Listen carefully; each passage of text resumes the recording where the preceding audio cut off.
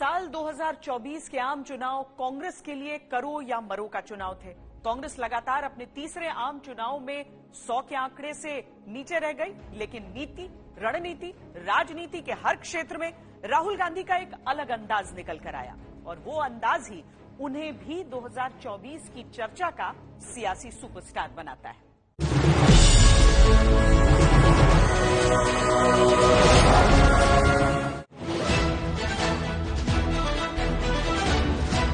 जो पहले 56 इंच की छाती थी, अब नंबर तो नहीं दे सकता हूं, बट 30-32 हो गई है।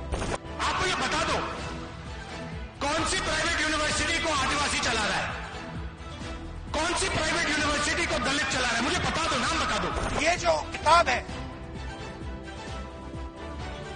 ये सिर्फ एक किताब नहीं, आरएसएस की विचारधारा कॉन्स्टिट्यूशन को खत्म करने की विचारधारा है।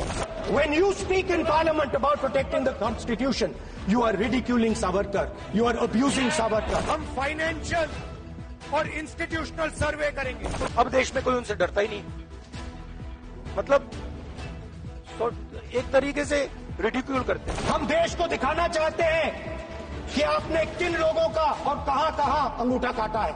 जाति जनगणना और 50% का जो रिजर्वेशन का बैरियर है, इन दोनों को हम खत्म करके देंगे।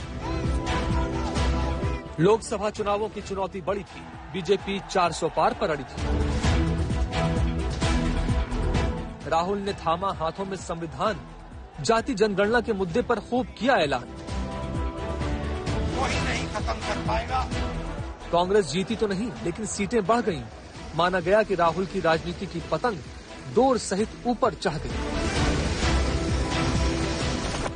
आपने देखा होगा, चुनाव से पहले प्रधानमंत्री यूं भाषण देते थे, देखा आपने?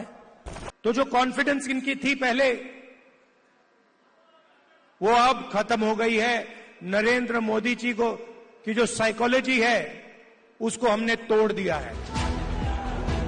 रायबरेली जीती, अमेठी जितवा दी, लेकिन जब हारे हरियाणा और पस्त हुए महाराष्ट्र में, तो चर्चा ये भी हुई कि लोकसभा चुनावों के मौसम क्या बीत गए। हार जीत तो चुनावी राजनीति का हिस्सा है, लेकिन राहुल की चर्चाओं का इससे भी आगे का किस्सा है। संसद में धक्का मुक्की भी चर्चाओं के खाते में आई। जारी रही संसद में भी राहुल की संविधान को लेकर सत्ता पक्ष पर चढ़ाई। पूरे लोकसभा चुनाव में जिस तरह राहुल गांधी ने नरेंद्र मोदी जी को और केंद्र सरकार को निशाने पर लिया और संविधान बचाओ का एक जो नैरेटिव बनाया, एक नारा दिया, और उन्होंने अपने हर चुनाव प्रचार में संविधान की किताब हाथ में लेकर के जिस तरह पूरे चुनाव को संविधान बचाने के मुद्दे पर केंद्रित कर दिया, वो एक उनकी बड़ी सफलता थी। और उस वजह से नरेंद्र मोदी जी ने उसके काउंटर के लिए बहुत तरह के नैरेटिव्स बनाने की कोशिश की, बीजेपी ने बहुत नैरेटिव्स बनाने की कोशिश की, लेकिन नतीजों ने बताया कि राहुल गांधी का जो संविधान बचाओ वाला नैरेटिव था, वो काफी हद तक उत्तर प्रदेश, महाराष्ट्र, हरियाणा जैसे राज्यों में कारगर हुआ। हम देश को दिखाना चाहते हैं कि आपने किन लोगों का और कहां अंगूठा काटा है। 24 की चर्चा में राहुल के लिए समय ने यह भी संयोग बनाया, बहन प्रियंका को वाया वायनाड पार्लियामेंट में, तो कांग्रेस को तेलंगाना में मुख्यमंत्री की कुर्सी तक पहुंचाया। मैं प्रियंका गांधी वाड्रा, जो लोकसभा की सदस्य निर्वाचित हुई हूँ, सत्यनिष्ठा से प्रतिज्ञान करती हूँ कि मैं विधि द्वारा स्थापित भारत के संविधान के प्रति सच्ची श्रद्धा और निष्ठा रखूंगी। यनमला रेवंत रेड्डी अने नेनु